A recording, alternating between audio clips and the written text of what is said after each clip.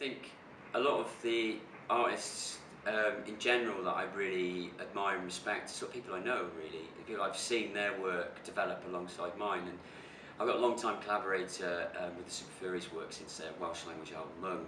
It's a very good friend of mine, Mark James, who's a fantastically talented record designer, record sleeve designer, illustrator. There's cardboard engineer. There's very little that he can't do, and I think he's genius in what he does. And I've collaborated with him for years on Superhero Animals stuff.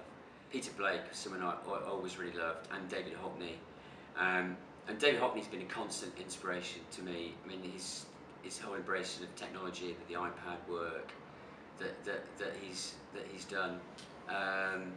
So a lot of the pop artists I was really drawn to, because I just felt that it was kind of my generation as well. You know, you grew up with consumerism and sort of low culture, low art, which I always have a problem with. Comics are low art. No, they're not. It's fine. It's fine art.